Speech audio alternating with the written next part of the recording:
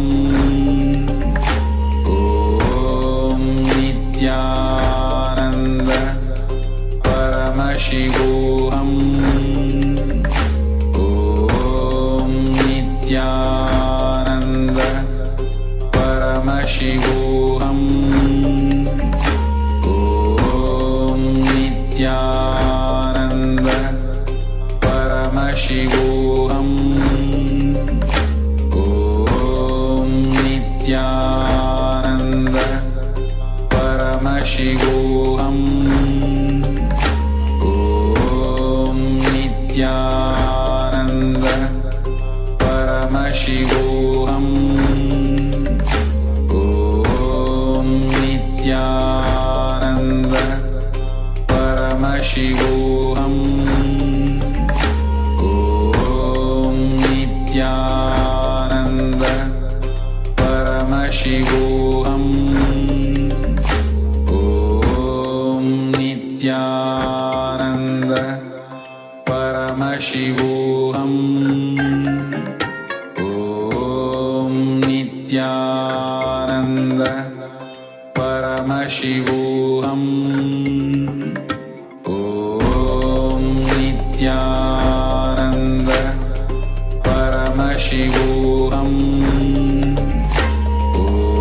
Om Nityananda Paramashivoham Om Nityananda Paramashivoham Om Nityananda Paramashivoham Om Nityananda Paramashivoham Om Nityananda Paramashivoham Om Nityananda Paramashivoham Om Nityananda Paramashivoham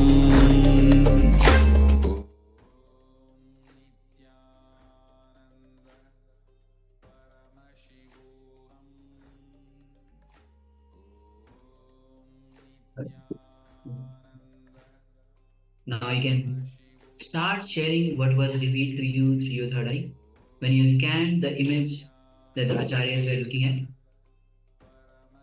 and share all the details that was revealed to you. Do not hesitate. Many times what happens is that you saw something, but you ignored that particular thing and you shared other things, you thinking because this is right and that was not actually wrong. That was actually wrong. So some piece of information you don't share thinking that it might not be correct.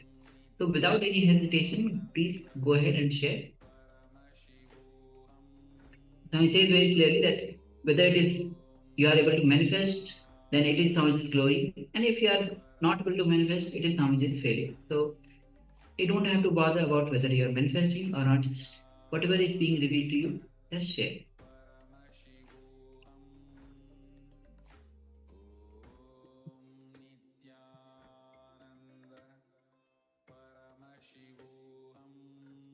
So just requesting everyone, please start sharing. So sharing brings more confidence for yourself. So even if you haven't manifested, it's still sharing gives you confidence, gives you a place to start off from, a place to start from. So this way we can also give you guidance. We can tell you, yes, try this, try that, whatever it is that you require to bring you further along. So requesting everyone, please make sure you share. And also, if you are sharing and you are manifesting, even the smallest little bit will give others the confidence as well. It will give other people the understanding that it is possible. So these are the powers of Paramashiva. All these powers are possible for every single one of us. Everyone is qualified. There is no other qualification than being part of Paramashiva. And we are all Paramashiva. It's as simple as that. These powers are available to every single one of us.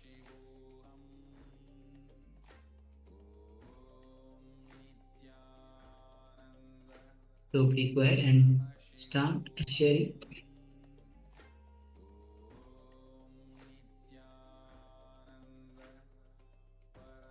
Now all the participants on the YouTube, you can also start sharing. We have one comment from Eva Anderson. I think that was from the last revelation by Swamiji. Yes. Eva Anderson shares, lose yourself in love and you will find yourself in truth. Yes, thank you very much for sharing. Alright, we have one chant from Nitya Paramashakti. Say, seaside, rain, water, a black mass. It looked like hair. Okay, thank you for sharing. Thank you for sharing.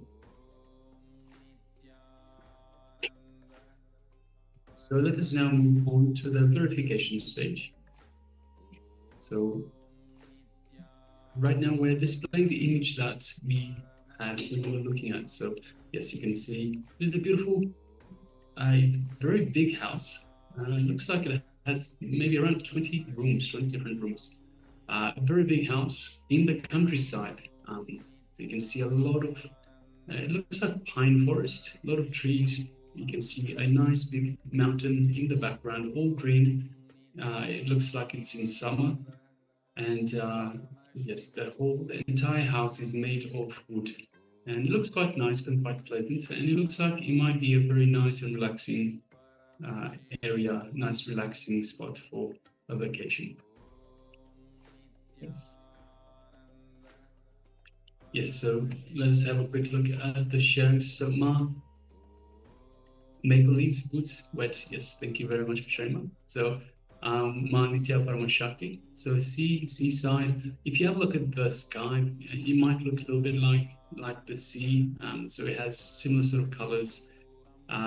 Water, we don't see water, although with the clouds, it looks like it might be getting onto to the rain soon. Black mass. We have the shade, so there's the shade that is coming also from the clouds.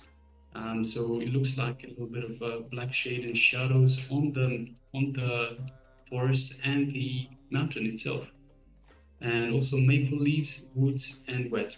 Maple leaves is a reference perhaps to Canada. It might be in Canada, who knows? It might be somewhere in North America and Canada. And woods, we definitely have woods and wet. So we can see that it's we have a lot of grass everywhere, a lot of trees everywhere. So perhaps there's a lot of rain in this area. So yes, thank you very much for sharing that, and congratulations for manifesting. All right, so now let us move on to the next segment. Next segment in our program today. And the next segment is going to be on revelation by Swamiji on reprogram your mind to look in. Understand, only when you reprogram your mind, only then you will be able to look in. Otherwise, all the time your mind is always looking outside and going after so many things. But only when you reprogram, you will be able to look in. Otherwise, most times someone says, even though you'll be trying to meditate, but you will not be able to meditate. So, whole reprogramming of mind Swamiji will be revealing on this. And understanding when reprogramming can be done, only then you will be able to sit and look in. When you meditate, you'll be able to look in. So, just most of the time, Swamiji actually says, most of the people who actually just sit and close their eyes, try to meditate, that is just boosting their ego. That is, they are not looking in. They are not able, because very first thing that Swami says that psychological revolution has to happen. Only after psychological revolution, you'll be able to meditate. So, as we go through this revelation by Swamiji, make sure that you're having the pen and paper with you to write down the powerful cognitions that you receive from this revelation by Swamiji. So let's get into it.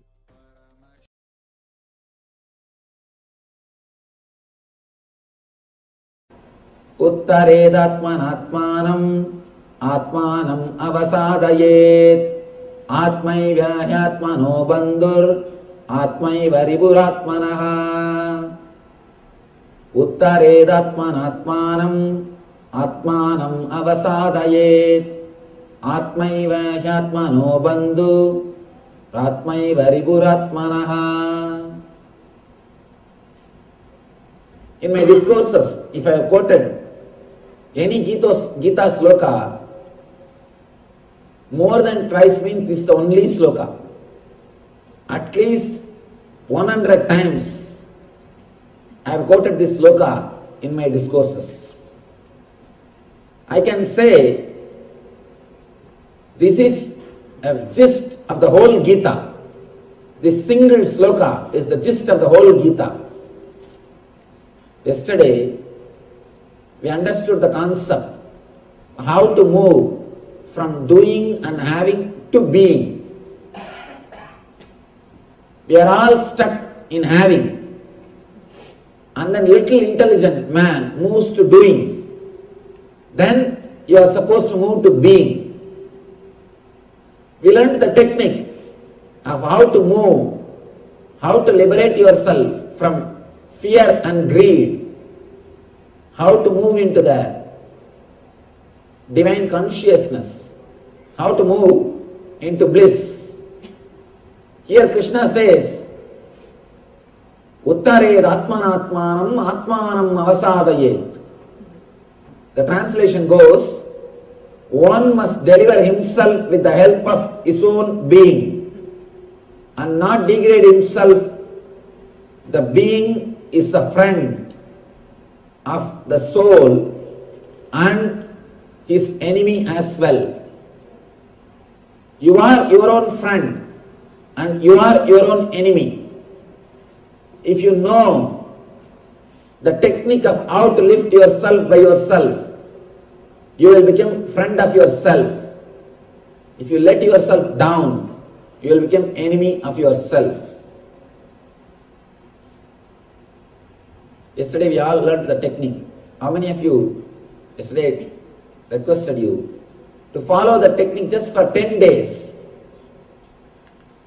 Naturally, when you follow, again and again you will fall.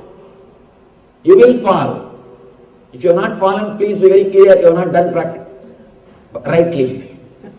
You have not practiced properly. When you practice anything, naturally you will fall. Again and again, suddenly you will forget. Oh, I started working out of fear. I started working out of greed. You will come back. Again and again you will come back. When you start working, naturally you will see there will be few problems. Always, when you start anything new, you will have three phases. First, resistance. Next, just avoiding. They will neither care nor resist. Indifference. Third, acceptance. This is the way anything will start. Same way, when you start doing anything inside your system, the same way you will start growing. First, resistance. Again and again you will fall. You will forget. Your system will resist. It will try to create all complications, all complaints, all possible arguments. Sometime, if you can't follow the teachings of Krishna, you will start blaming Krishna. I have seen many people, when they are not able to follow teachings of Krishna, straight away they will start criticizing Krishna. What Krishna? He was always flirting. He was always running behind women. He was Radha Lola. He is a Stree Lola. What type of man he is? Easily you can avoid, escape from Krishna by criticizing Krishna. When we can't practice these teachings, you have to justify yourself. And naturally, inside your being, your conscience will hurt you. So you have to justify. Some way you have to make your conscience believe you are doing right thing. So you have to find out some argument. So instead, when you are not able to follow, start criticizing Krishna. Best way to escape. best way to avoid the teachings of Krishna. When we resist, when our being resists, if you allow the resistance to grow, you are the worst enemy for yourself. That is what Krishna says here.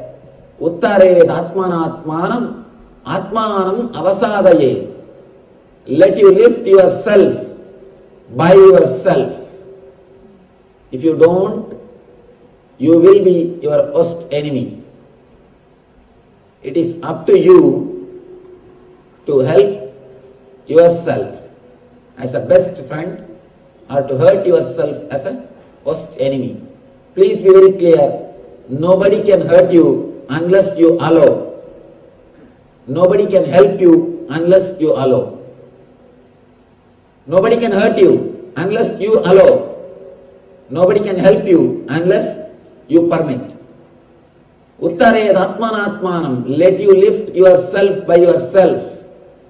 Again and again these masters, they come and stand in the same point. Krishna says, let you lift yourself. If you have fallen, if you have failed, practicing these words which you learned yesterday, the teachings or the meditation technique, if you have forgotten, don't worry.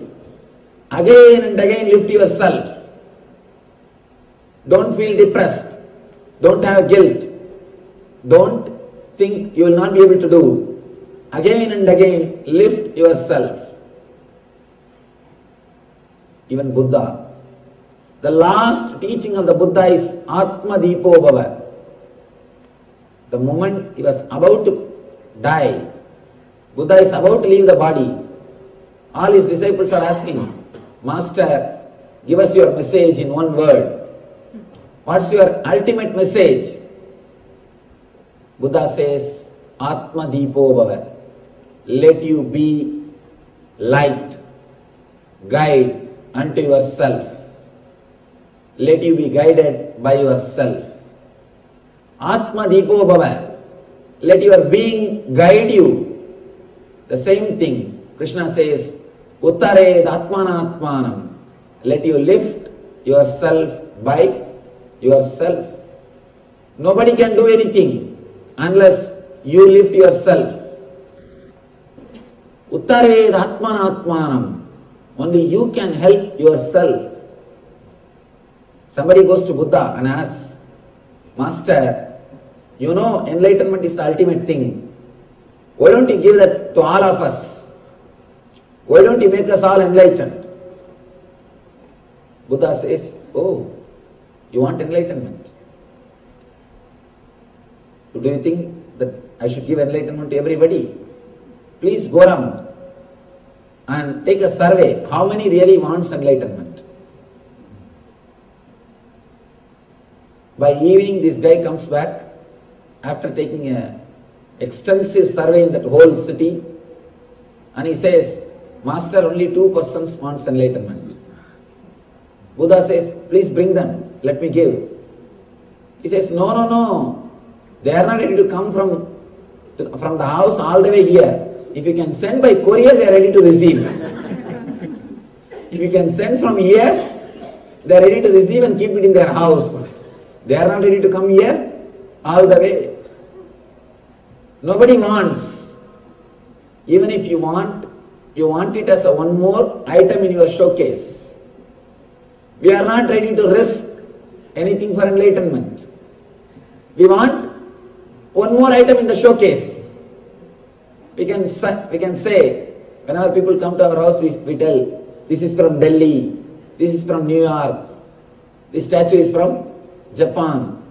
Just like that you can say, oh, this enlightenment that Nityananda Swami he gave. He was giving Gita discourse. I went and attended, he gave. How it looks? Just as a one more showpiece, we are ready to accept, but not ready to commit, or not ready to risk anything, not ready to take the responsibility. Buddha says, the existence is so great, it allows you, it gives you the freedom to be in bondage. God is so great, He gives you even the freedom to be in bondage. It is your freedom whether to be in bondage or to be liberated. Even liberation should not be forced. If it is forced, even liberation is not liberation. If it is forced, how can it be liberation? It cannot be. So you have complete 100% choice to be liberated or to be in bondage. It is completely up to you whether to be liberated or to be in bondage. God is so great, He allows you, He gives you the freedom even to be in bondage. Here Krishna says, Uttared Atmanatmanam Atmanam Avasadayet. Let you liberate yourself by yourself. Unless you liberate yourself, nobody else can liberate yourself. If you help yourself, you are the greatest friend for your being. If you don't, you are the worst enemy for your being.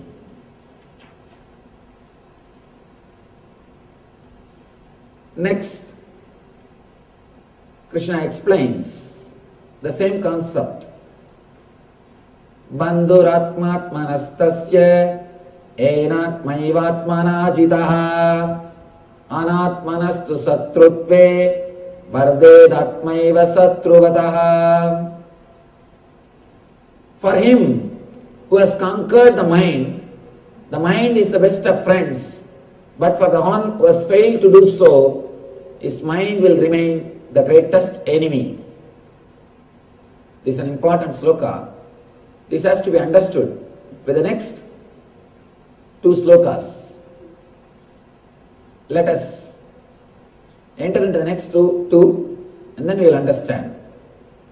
Jitatmana prasantasya paramatma samahitaha Sidoshna sugha dukkeshu tadamanaapamanayo Jnana vinyana truptatma kodasto vijidendriyaha yukta yucchate yogi samaloshtashmakanchanaha. Let me give the translation, then we will enter into the understanding. For one who has conquered the mind, the super soul, Paramatma, is already reached. For he has attained tranquility. To such a man, happiness and distress, heat and cold, honor and dishonor are all the same.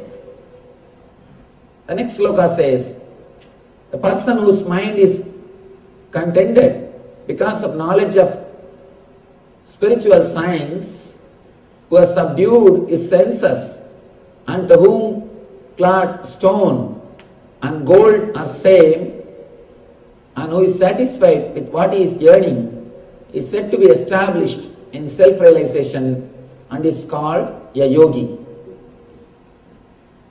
Throughout this chapter, Krishna speaks about senses, how our senses are functioning and what we are supposed to do. Let me give you a small diagram, how our mind functions and how our senses are working. Then we will be able to understand the Gita in a much better way.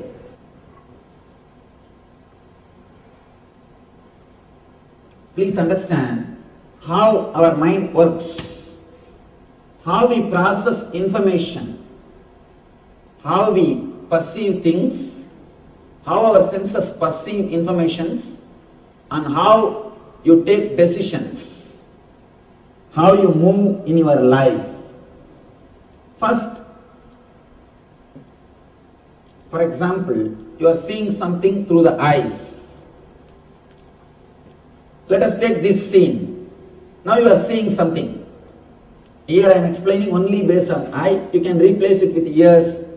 You can replace it with the taste. You can replace it with smell. You can replace it with touch. With any pleasure, you can replace it. Here I am giving an example of eye. And this scene. Let us take the example of this scene. You are seeing me. First, your eyes will catch the picture or the scene. This will be taken to chakshu. Chakshu means the energy which is inside the eyes. This is called indriya. Please understand, eyes are not seeing. Through eyes, the energy is seen. Through eyes, something else is seeing. How to understand this? Sometime, your eyes will be wide open. If you are intensely listening some music, even if somebody walks in front of you, you will not know. Your ears are open.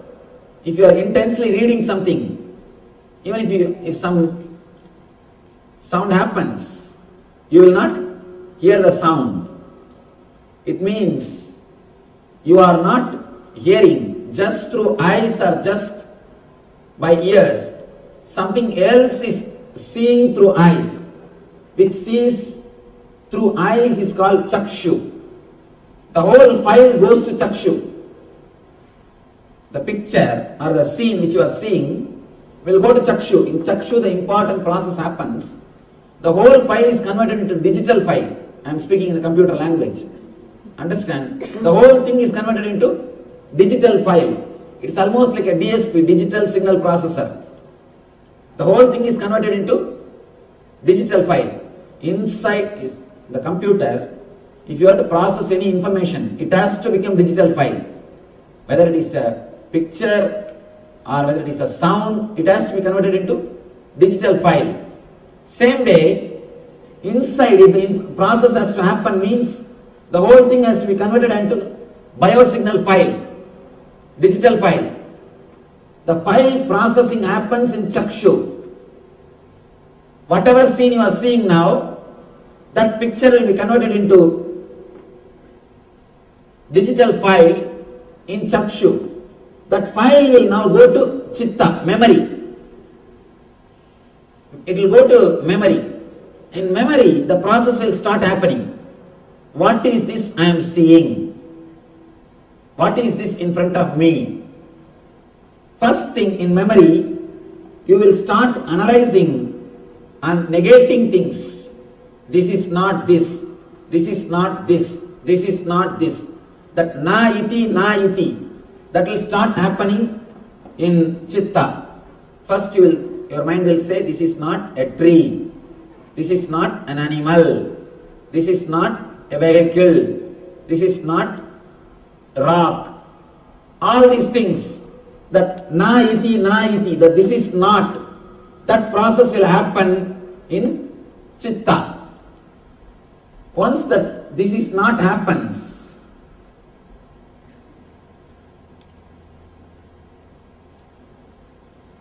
the file goes to mind. The mind starts saying, this is it, this is it. In mind, you start saying, the mind starts the identification process.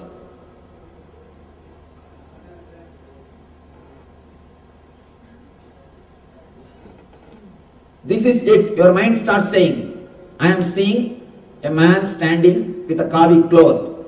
He is a Swami. He is teaching Gita. This is it. That identification will start happening in mind. Then the file goes to buddhi, your intelligence. The intelligence does the process. What is there between me and this scene? What is the connection between me and the scene? What way I am related to him? What way now I am related to this scene? Your buddhi will start analyzing with all your earlier experiences. Last 4 or 5 days I attended. It was really nice. I think it's really nice. Or if you think, no, I wasted my time yesterday itself. This is not worth. Some decision your buddhi will take. Your buddhi will say, someday it will respond, whether it is right or wrong, whether you liked it or not. Someday your buddhi will give the response, and now the whole file will go to ego.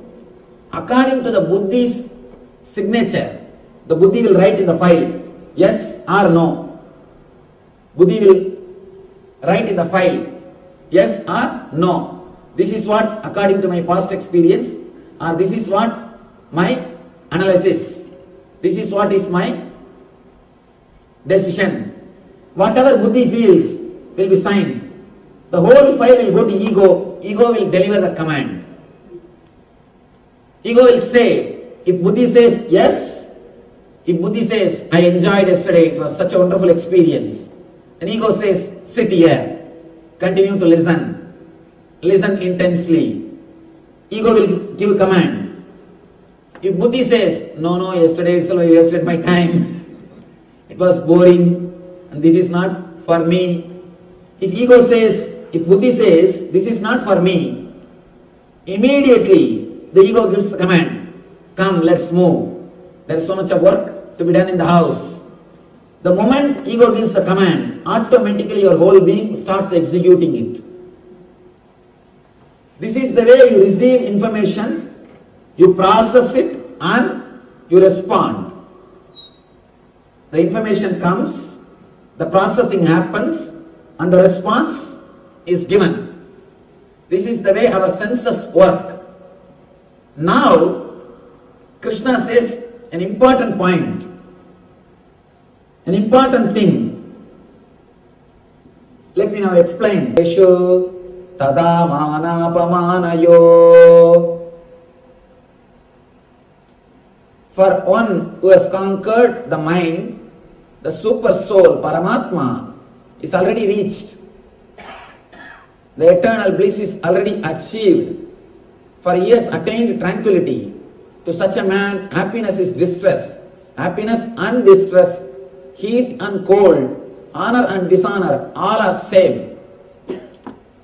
Throughout this chapter, Krishna emphasizes on this one idea, senses. How can happiness and unhappiness, how can honor and dishonor, how can heat and cold be same for us, same for a man? How is it possible? First thing, when these senses do this process, you decide yes or no only based on your past experience. Only based on your past experience. The experiences with which you have grown are the words with which you have conditioned your chitta and manas. How your mind and memory has been conditioned. Only based on that your buddhi decides. Please be very clear. Something is so tasty for you, for your neighbor, that will be poison. Why to go for neighbor, your wife? You may like something, but the other person may not like that. A small story. There are 3 ways to do anything. First, hire somebody, you can do it. Or do it by yourself. If you can't, just tell your wife not to do that. There are 3 ways you can do the work. When you don't want something to be done, just tell her to do. When you want something not to be done, you know the technique. Whenever your mind is caught in dualities, the dvandva, again and again and again, you fall back to your dilemma, to your suffering, to your nature, to your instinct level. Here, Krishna says, the person who has achieved the bliss is not affected by heat or cold. How to reach that state? Throughout this chapter, he is speaking only about senses. How to conquer the senses, how to go beyond the senses. First thing we need to understand, when I say the word conquering the senses, I don't mean controlling the senses or destroying the senses. If you try controlling the senses or destroying the senses, you will only struggle more and more and suffer more and more. Ramana Maharshi says beautifully, instead of killing the person, if you try to destroy the chair, destroying the chair will not work. Killing the person only will work. Here, your senses are just chair. Your ego is the person who is sitting there. If you try to control your senses, that is not going to work. If you try to control your body, that is not going to work. Krishna says beautifully, for one who has conquered the mind, for him, when he says the word mind, he means the whole ego, the whole setup, where the decision making is happening. Mind, buddhi and ego. This is the spot where the decision making is happening. When you just try to conquer the senses, again and again and again you will be a failure. You will be a worst failure. And one more thing, if you have failed 2-3 times, you will lose the confidence. If you fail fighting with your senses, automatically you will lose the confidence. You will start thinking, it is never possible. I can never achieve it. You need intelligence to progress in this path. If you try to work from the wrong side, if you try to work from the side of senses, you will never be able to succeed. It's like if you try to create more pressure on the cooker, you will not be able to succeed. First you need to remove the fire. You need to remove the fire. You need to stop the energy supply. Here, the ego or the buddhi, the place from where you take the decision, that from there continuously the decisions are supplied to your senses. All you need to do is to work on the level of mind, not in the level of senses. If you try to work in the level of senses, you will create only more and more perverted desires. For example, man who tries to control is eating. The man who tries to fast, you will see in the dream you will be feasting. If you just fast for 4 days, that's enough. In the 5th day in the dream you will be feasting, because your body has got its own balance. Your body has its own intelligence. If you avoid something, it has to supply and it has to rejuvenate itself. If you are hungry, you can't sleep. If you have to continue to be in that state of sleep, your body should believe. You should be made to believe you are not hungry. So your unconscious energy creates the dream as if you are feasting. You are eating. Whatever you deprive, your unconscious will satisfy itself in the dream state.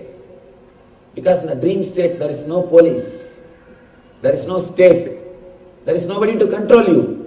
You just project your world and enjoy it. You just do whatever you want. An important thing, if you are suppressing anything, be very clear, in the dream automatically it will express. Dream is nothing but your suppressions. Dream is nothing but the expression of your suppressed desire and fear. Your fear or desire, when you suppress it, it expresses in dream. One important thing, it expresses in a very perverted way. In a very perverted way. with senses, you will never become tired. If you enjoy through dream, if you are frightened through dream, your whole being will suffer. You can see, if you had a nightmare, even after waking up, for hours, you will be in that same mood. You will be in that same mood. Your whole being will be shaken. Now, they are coming up with a new concept called fear stroke. Just like paralysis stroke, fear stroke. We do get fear strokes in dreams. We do get fear strokes in dreams. If you are suffering in the dream level, be very clear, there is something seriously wrong in the mind and buddhi level. You are trying to control the senses instead of controlling the mind. Instead of removing the fire, you are trying to create pressure. All we need to do is to work on the mind, to remove the fire, to stop the supply of fuel, to stop the supply of energy. Krishna says, for the one who has conquered the mind, for the one whose mind has started doing the right processing, if your mind and chitta is filled with past memories, you cannot take right decision. Please be very clear. Don't think mind takes the decision only in a very logical way. Sometimes your buddhi takes decisions in a very funny way. For example, I was explaining how you take the decision whether to sit here or not. Sometimes your buddhi doesn't even think that much. If you had any problem with any other Swami or with any other person who was wearing this cloth, suddenly that memory will be awakened and your buddhi is not even ready to sit and listen. Your buddhi is not even ready to give a chance. Your buddhi is not even ready to think. Immediately it gives the order. Your ego gives the order. That's what I call prejudice. By changing the servants, you cannot change the leader.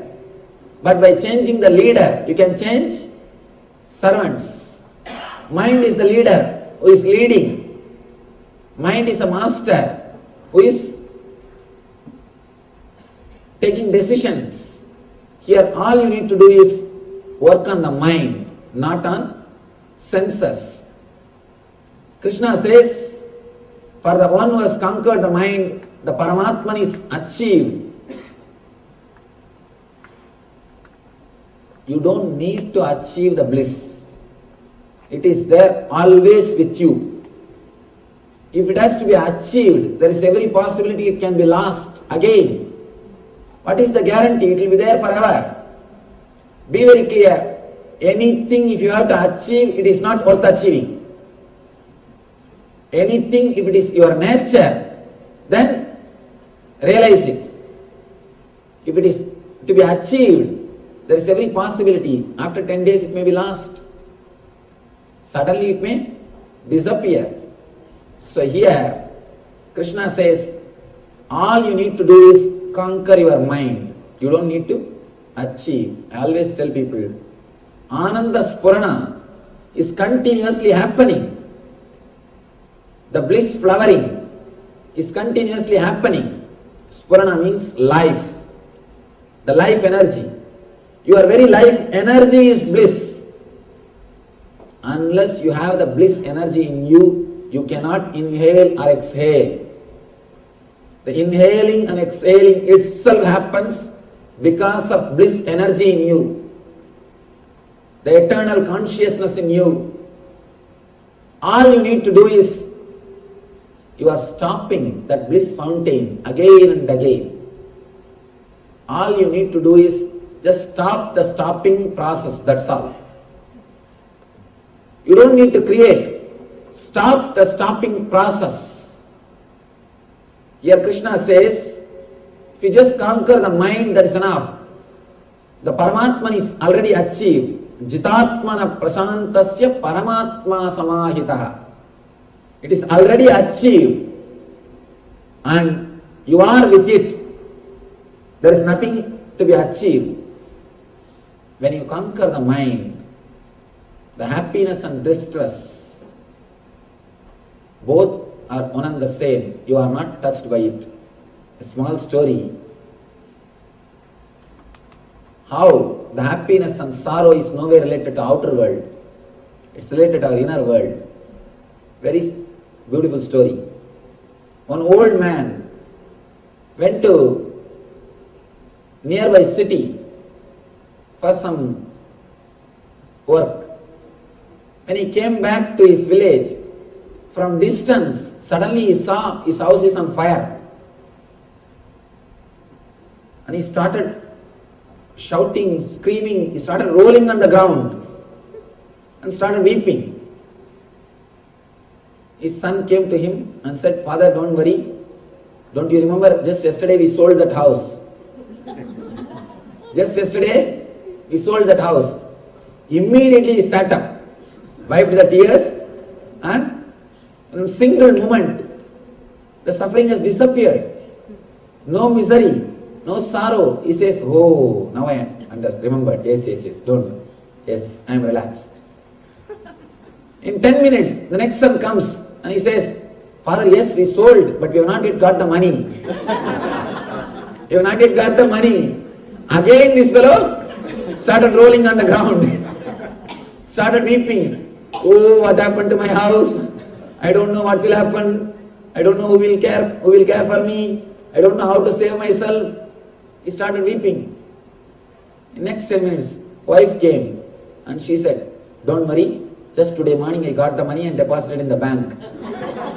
We are safe." Again he got up and wiped his tears. See the story, same situation, same person. When he thinks it is his, he is suffering. When he thinks it is not his, he is liberated. Same situation, same person. What gives you suffering? Just one single thing, thinking that it is yours. Thinking that it is yours. Same way, there are people who can't enjoy unless it is theirs. One day I was going for a walk in the beach road. I was going for a walk. One person was walking with me. He's known to us. Suddenly he started telling, "Swamiji, I think we should have a cottage here and it will be very nice. We can come out and sit in the evening and enjoy the breeze." I told, "Are we not enjoying now? Why do you need cottage here? Just look, just see this whole thing, enjoy." But the mind never enjoys unless you are sure that it is yours. Unless you possess that, you don't enjoy.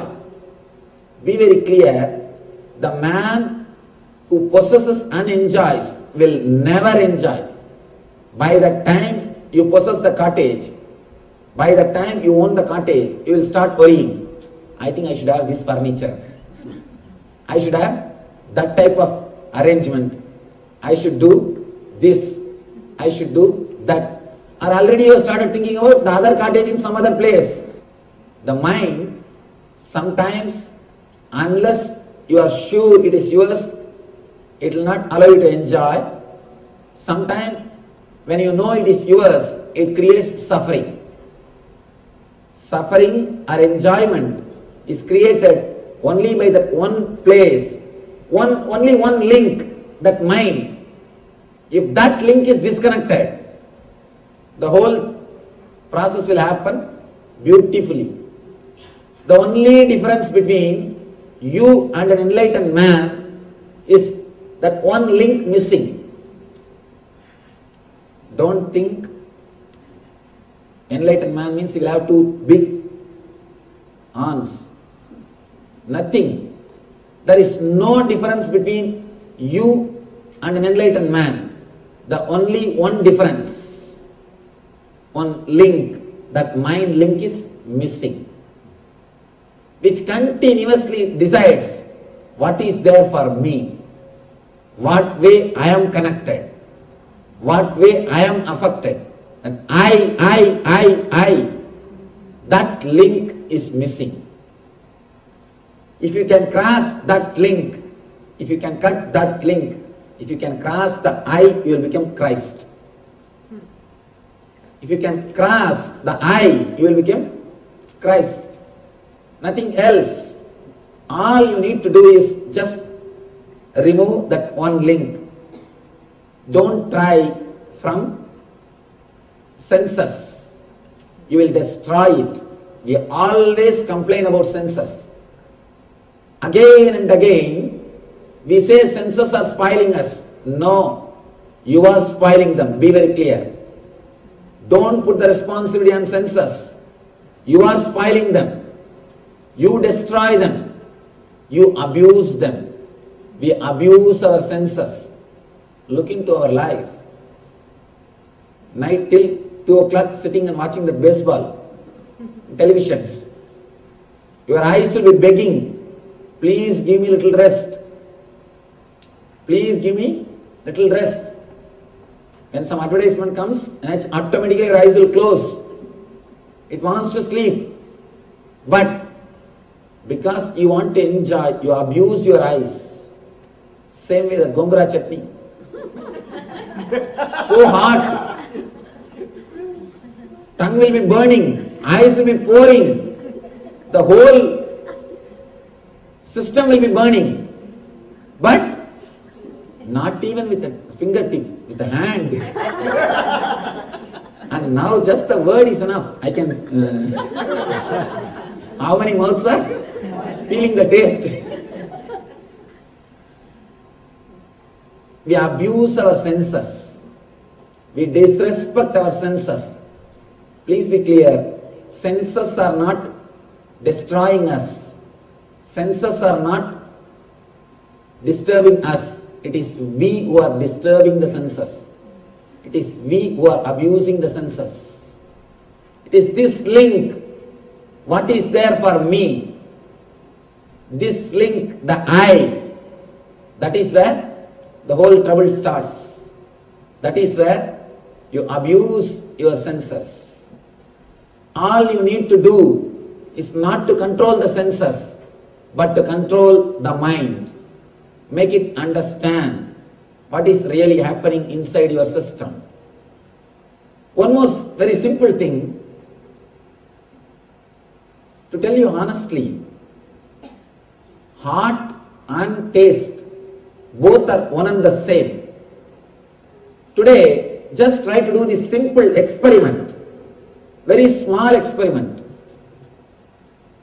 Stretch your tongue and concentrate on the tongue. When you go back to your house, try to do it. Just concentrate on the tongue. Visualize as if you are walking on your tongue. Your tongue is a highway and you are walking on that road. Just concentrate on it. Then take a chili and sugar candy. Take a chili and sugar candy. Touch it from two corners. Put chili in one corner, sugar candy in another one corner.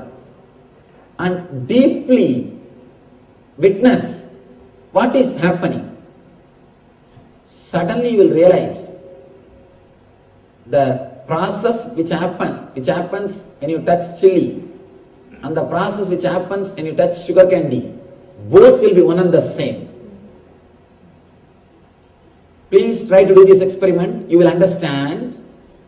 If you go a little deep, if you go a little deeper inside your system, the hot and sweet both are one and the same.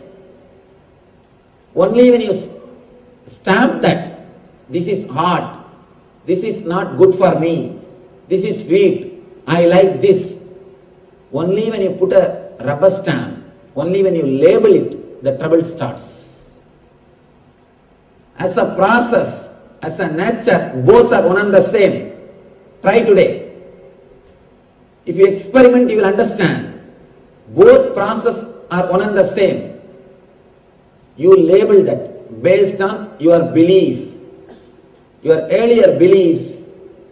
Based on that, you label them. You decide. You downhole your experiences based on your recorded memory. Suddenly you decide, this is not good for me. Then you start thinking it is not good for you. And you really start feeling it is not good for you. One more thing we need to understand.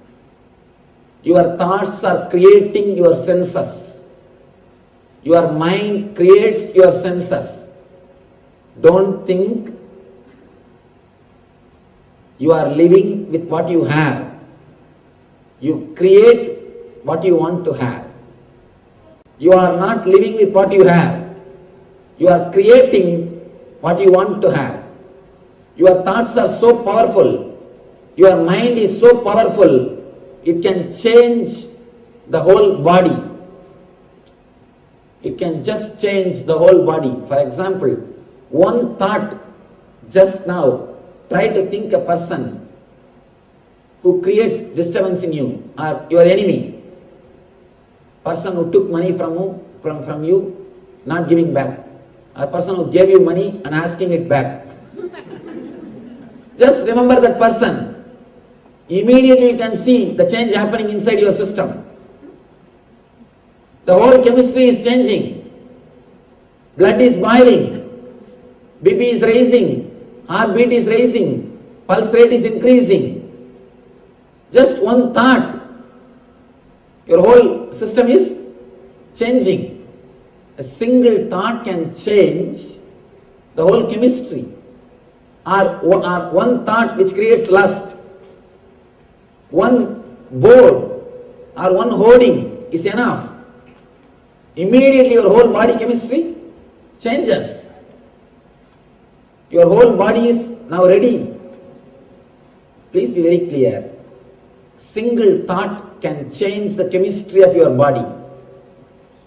Your body is again and again created by your thoughts. It is your thoughts which creates the body. That is why in India there is a great science called Samudrika Lakshana. Seeing the body, seeing your face, seeing your way of standing, sitting and walking, they will tell the quality of you. They will tell everything about your mind. Because the rishis know the secret. The mind creates the body. It is your mind which creates the body. Body is the outer expression of mind. Body is nothing but outer expression of mind. Mind is nothing but inner experience of body.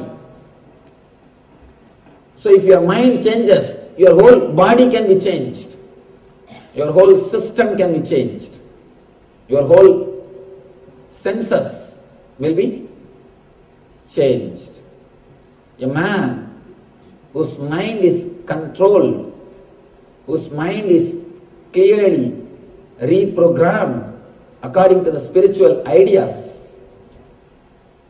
If you reprogram your mind, as on now it is programmed for misery, towards dukkha, it is looking outward. If you can reprogram them to look in towards bliss, your whole senses can be changed. Your whole senses can be changed. Please be very clear. All we need to do is just reprogram your mind to look in. That is the gist of the whole thing.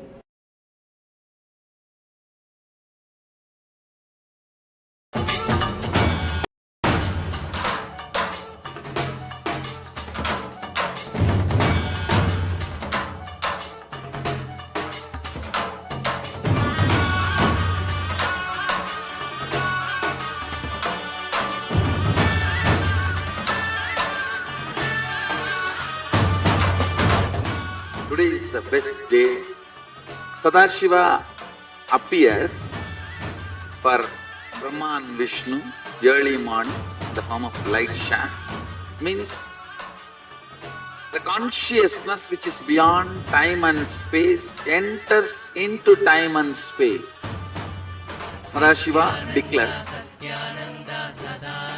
let me become many to celebrate myself. So morning we celebrate he becoming many. You can see every deity, every god, we go on light the lamp. So each the Sadashiva himself becomes many. So whole campus we went round. It was such high energy. So again the many becomes one. Not only spiritually, even socially, this celebration forms a very important part of my life. Because this is the only celebration I enjoyed from my birth, at least in this body.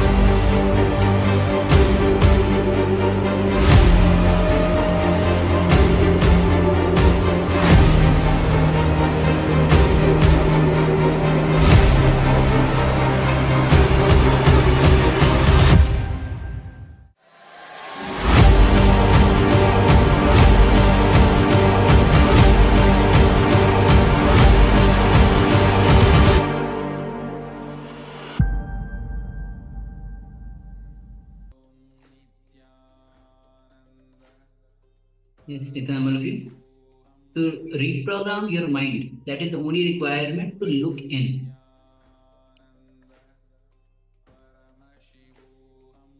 So with this now, we'll be moving, understanding that why reprogramming is required. Only when you reprogram your mind, so that it is ready to look in. And then you'll be able to meditate. When you meditate, you'll be able to look in. Now with this, we'll be moving on to the next, which is the Kriya. The Kriya for vertigo care. Yes, for those of you that may not be aware, vertigo care is fear of heights, but more than that, when you have this fear of heights and you look down from a great height, you start getting dizzy, you start getting this head spin. So that is what is called as vertigo. And so this is a cure for vertigo.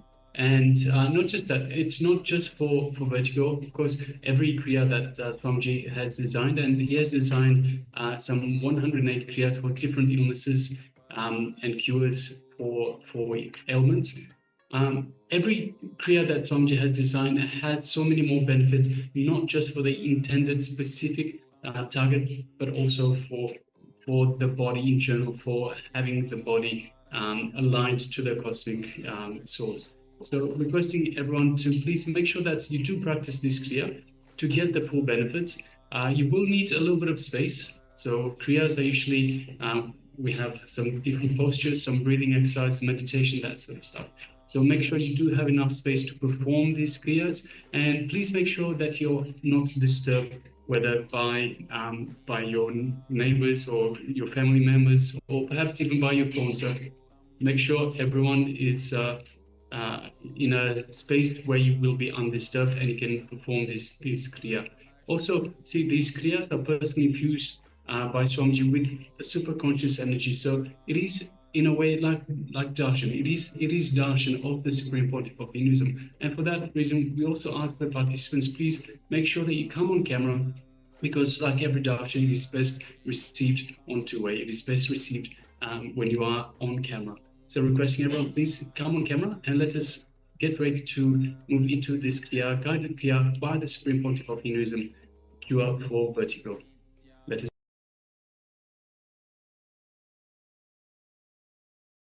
Let us start the Nitya Kriya for cure for vertigo problem.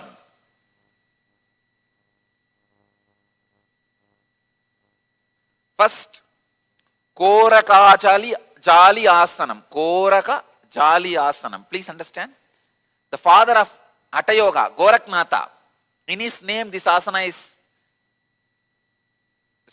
said. Yes. Usually he always sits only in this posture.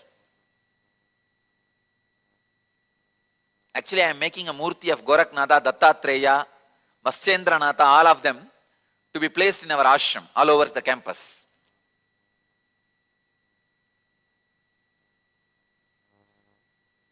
This is the posture. Be seated in a squatting position. Insert the hands in between the thighs and the calf muscles. Interlock the fingers. Rest the palm on the navel. Fix the gaze at the tip of the nose for 30 seconds.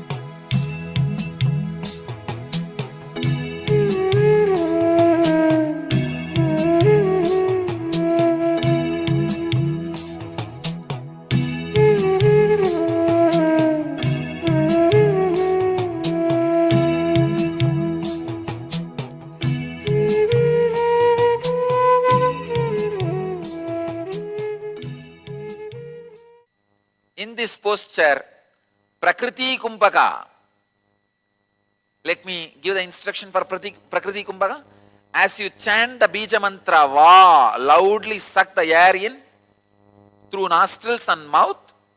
Then when you are full, hold as long as you can. Then slowly exhale normally.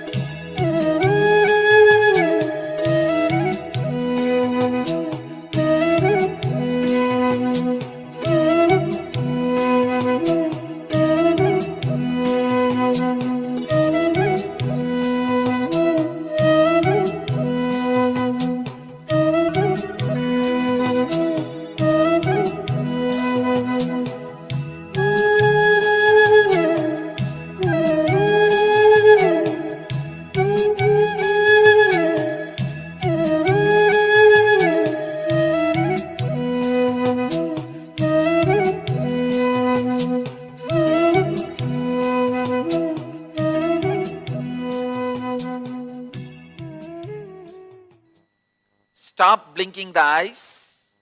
Concentrate on your nose as strongly as you can. Tip of the nose for 2 minutes.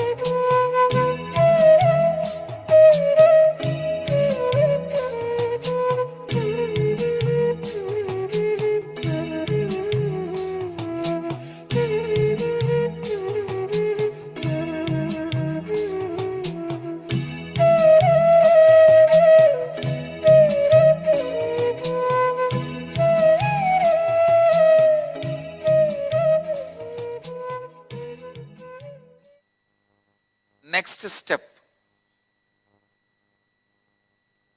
change the asana. Kanipava asana. Rest the hands on the ground with comfortable distance between them. Bend the elbows. Raise the legs off the ground. Let the knees touch the respective elbows. Balance the whole body. 30 seconds.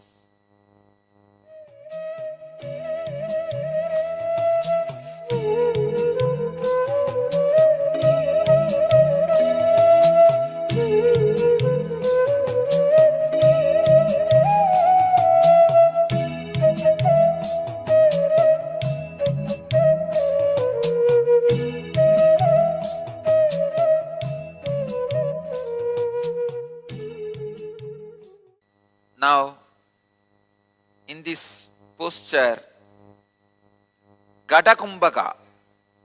Gada Kumbhaka is inhale through both the nostrils, hold the breath, exhale through right nostril.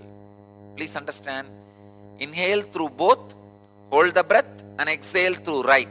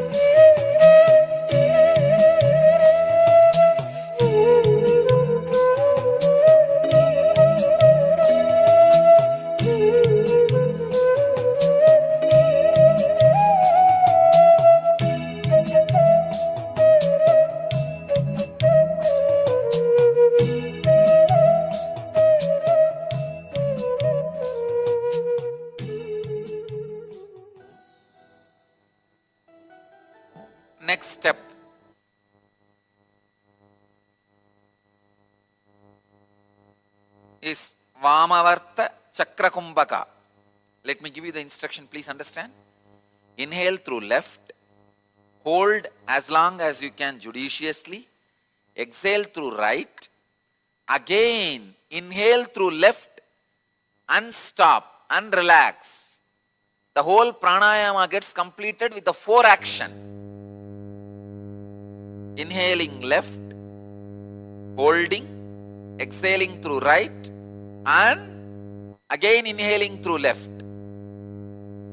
Then you can relax. Do this 21 times with this 4 action.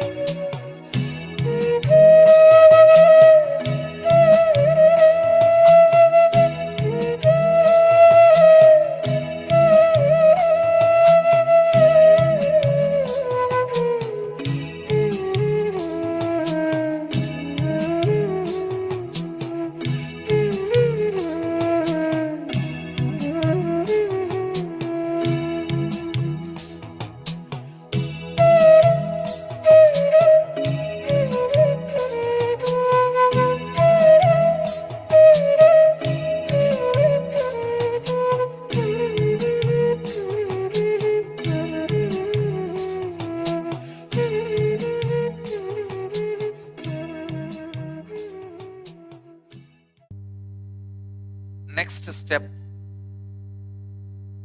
Dakshinavarta Kumbhaka. Now please understand, Inhale through right nostril. Hold as long as you can judiciously. Exhale through left nostril. Inhale through right. Hold and exhale through left. Repeat 21 times.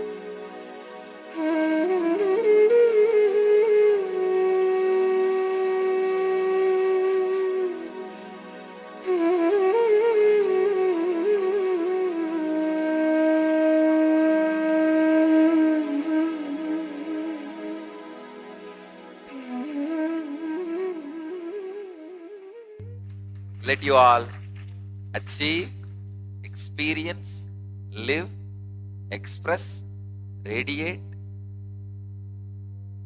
and share the eternal bliss, Nityananda. Thank you.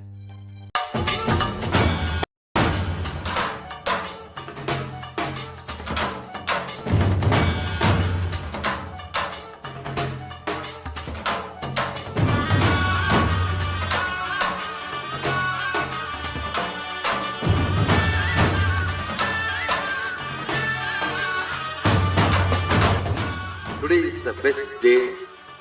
Sadashiva appears for Brahma and Vishnu early morning in the form of light shaft.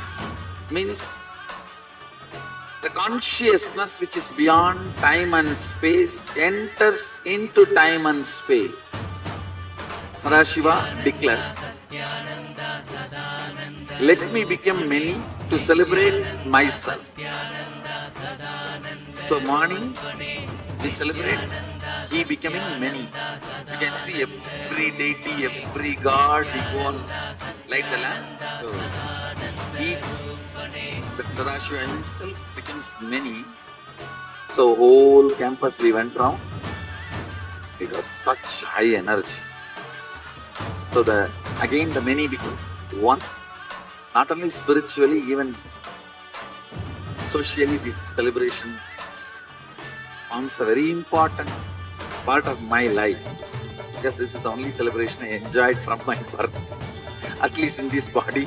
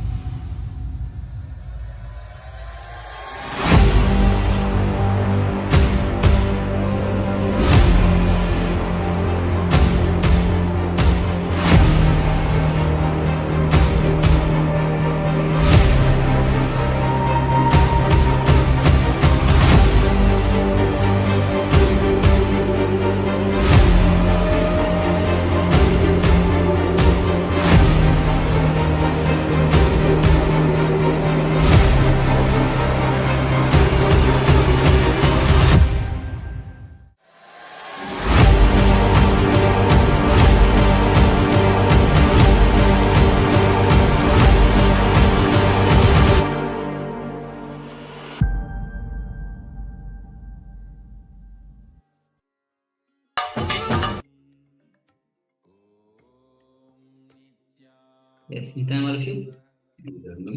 So, the Paramashiva Sena, and we have Ma Chetna who has joined us. Nitanama. So, Paramashiva Sena, Swamiji's own Sena. Actually, in Agama it is written that when Paramashiva, the Saptadishis of Paramashiva became the Shivaganas, they become the Paramashiva Senas. So, this opportunity, Swamiji himself, because Swamiji himself is the incarnation of Paramashiva. The Paramashiva himself has landed in the form of Bhagavan Sri Nityananda Paramashiva. And Paramashiva himself is giving this opportunity to become a part of his Sena called as Paramashiva Sena.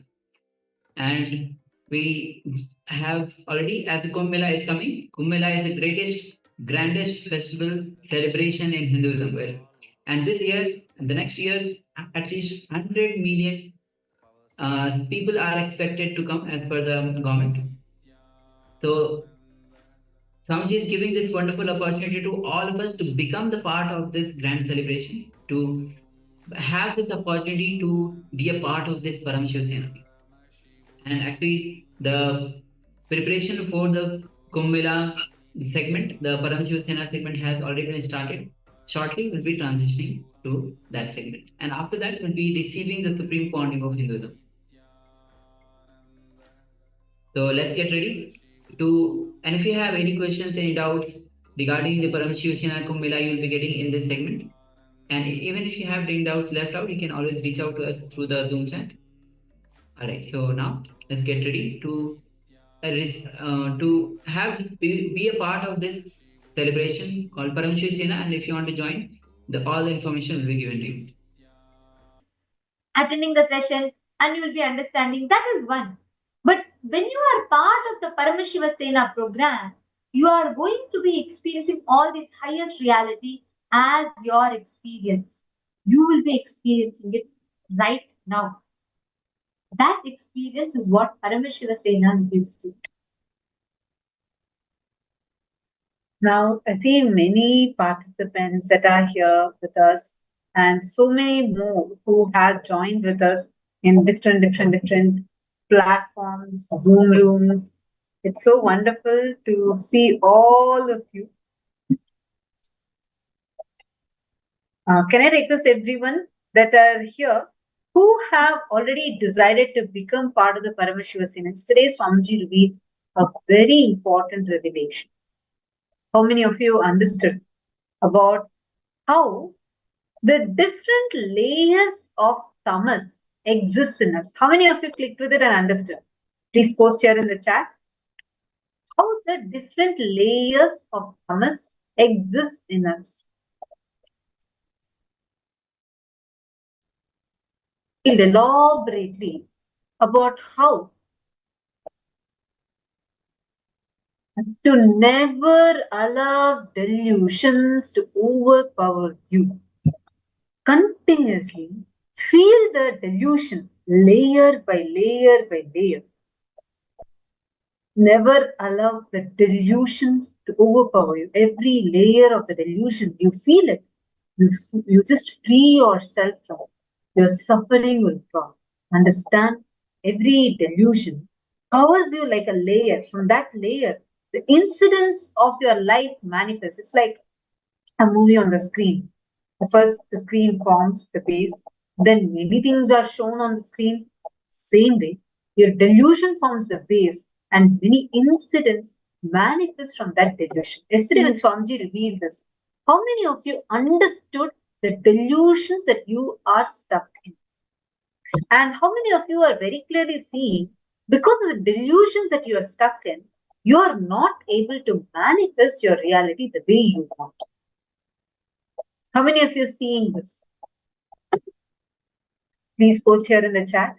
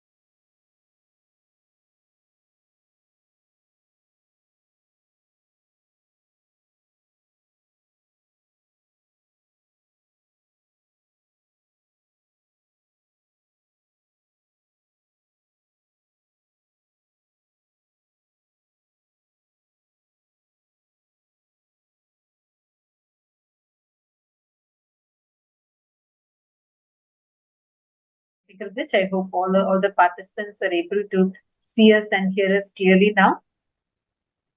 Great. See, yesterday Swamiji revealed some of the most important revelations about how layer by layer, delusion blinds us. Like the way you manifest certain situations in your life, some realities in your life, all of these are based upon the delusions that are there in actually the delusions. Like how a screen needs a base. Like if there's a base, then the screen is there, then so many things gets projected on that screen. Same way, there is a base that's getting created inside us when you apply a delusion. And from that delusion, really things manifest in your life which matches that delusion. And you go on creating similar situations, and you actually at one point you start even feeling, oh, life is very sadistic. Look how life is chosen. But that original delusion,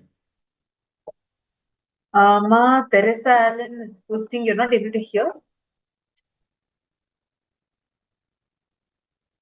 Nityananda? Are all of you able to hear us clearly?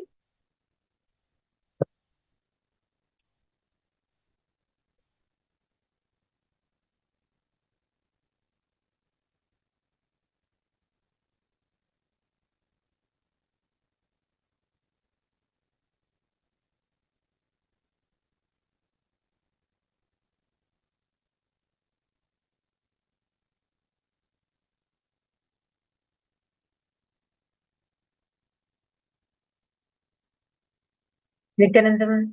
Okay, great. Thank you all. See, a very important thing, the satsang that Swamiji gave yesterday is too important. That's why we're repeating this, because it's so, every word Swamiji said yesterday and every single powerful cognition that Swamiji gave, all these are extremely important. And because of these powerful cognitions, powerful revelations that Swamiji gave, it's like a very, very powerful. Paramashivoham Om Nityananda Paramashivoham Om Nityananda Paramashivoham Om Nityananda Paramashivoham Paramashivoham Om Nityananda Paramashivoham Om Nityananda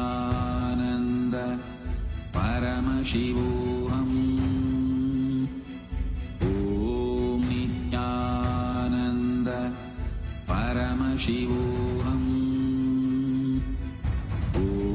Nityananda Paramashivoham Paramashivoham Om Nityananda Paramashivoham Om Nityananda Paramashivoham Om Nityananda Paramashivoham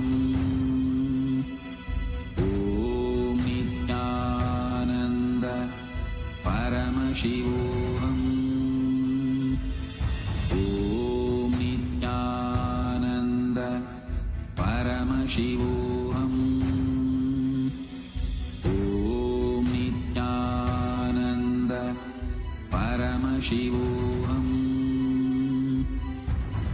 Om Nityananda Paramashivoham Om Nityananda Paramashivoham Om Nityananda Paramashivoham Om Nityananda Paramashivoham Om Nityananda Paramashivoham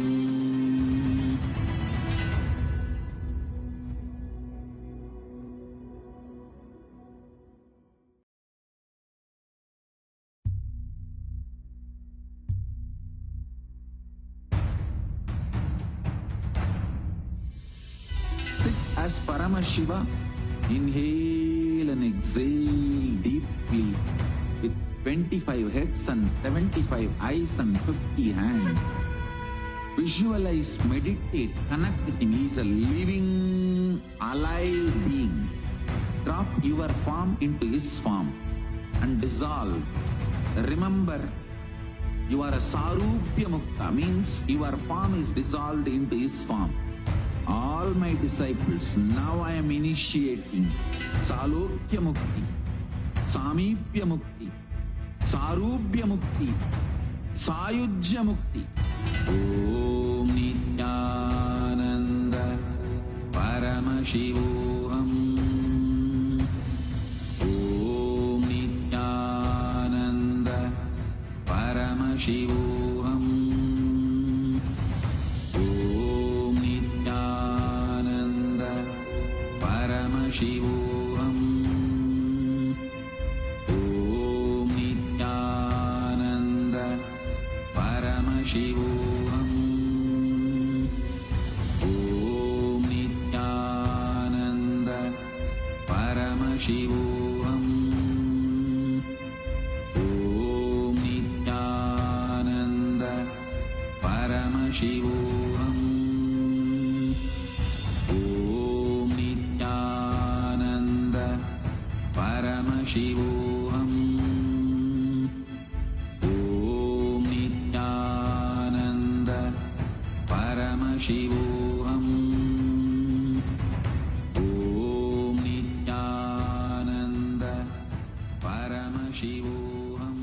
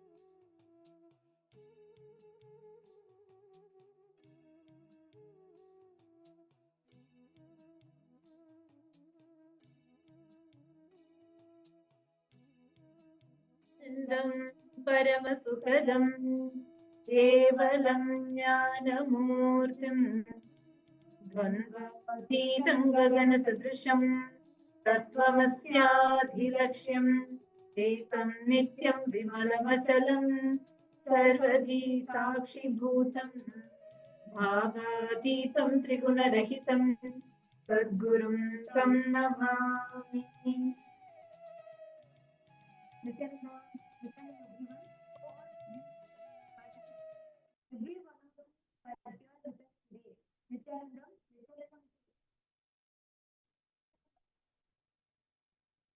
Today is we are all the members, the viewers and watching on YouTube, Facebook, and all the members of Rajya Sabha, all the members of Rajya Sabha, and every